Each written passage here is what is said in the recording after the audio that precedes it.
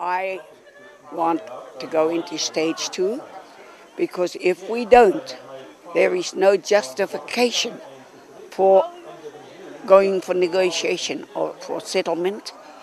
What do we ask to be settled if they haven't heard what we have got to say? Eminent men like Dr.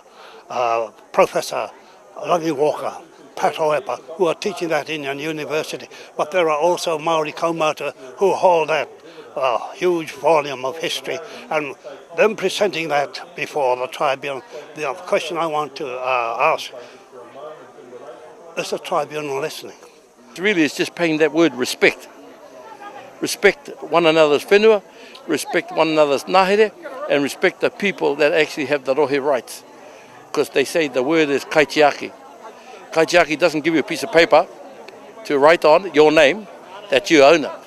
Kaitiaki gives you a right to look after for the next generation and the next generation. And that to me is the mana of that hapu, of that whānau. We want our children to know the truth. And the second stage is actually getting that on record.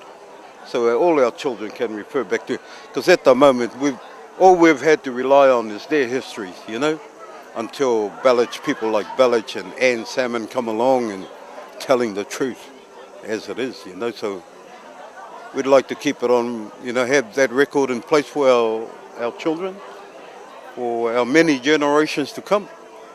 And of course, I hope that we succeed in putting it into place for all of Māori domain. I think my view is that we will continue to fight until we get the outcome that we want. Which is? The outcome that we want is an acknowledgement that, and that is probably the most important outcome, is an acknowledgement that yes, Māori, you are actually right. Ngāpuhi, you are right. Your version of history is right. And now how can we work together to go forward? It's a sin that we're even going through this process, because if you go back, and the intent of the treaty and what it stood for was between two peoples of an equal standing, and each would respect each other's customs and lands and their points of view.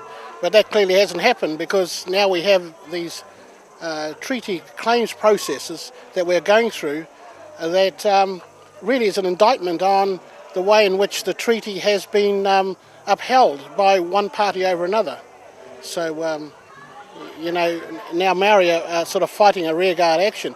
I mean, it's quite easy to explain where they had, I think, something like 63 million acres, and now they only own 3. So that's a sad indictment on the partnership. Stage 1 hearings is about the validity of the treaty and whakaputinga. Now, some groups want to settle based on the findings of Stage 1 hearings, which is purely the treaty itself. The whānau hapu participation comes from Stage 2, where each hapu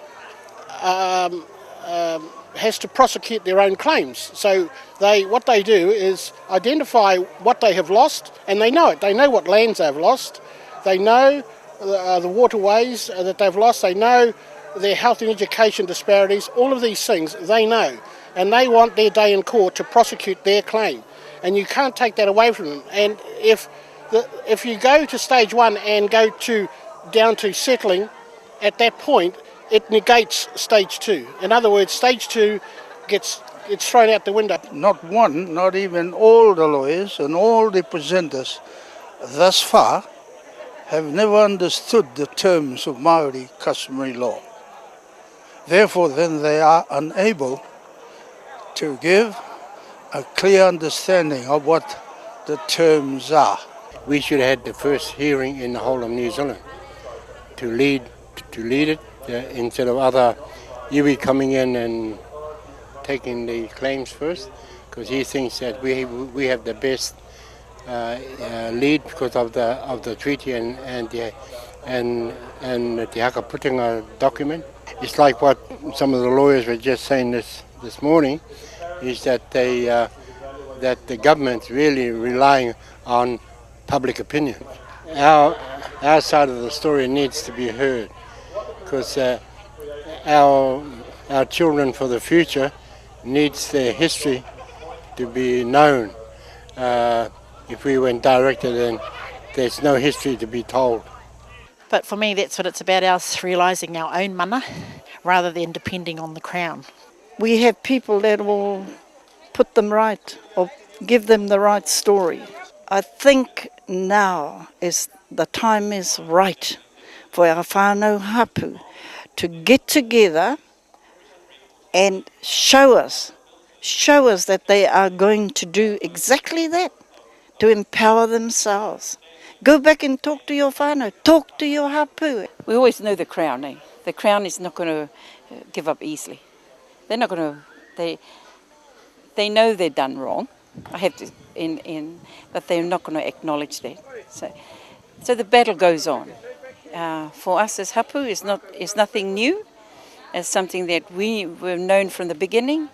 What we as hapu, and especially of Ngāpuhi, have taken the opportunity to use this Waitangi tribunal process to have the other fight, at another level.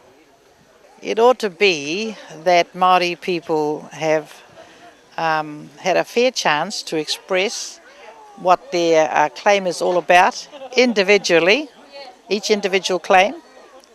I think that the government has underfunded the tribunal to a point where in Ngāpuhi and in other associated iwi around Tai Tokerau, that can't happen. Ngāpuhi says this is there's 122,000 Maori, that's a quarter of the population of New Zealand, and the government has come along here and funded to the same extent, I suppose, as they've done to other parts of New Zealand where the tribes are probably a quarter of the size. And I don't really think that that's really very fair for claimants. Well, I feel that if anybody's out there negotiating without understanding the extent of the claim, they will settle for far less. And I also feel that that suits the government big time. It's part of our history to pay less. I mean, I'm looking at the South Canterbury Finance bailout of $1.6 billion. And I don't think that's 122,000 people. And I don't think their losses are to any extent the losses of what has been incurred in Tai Tokerau in terms of the treaty claims.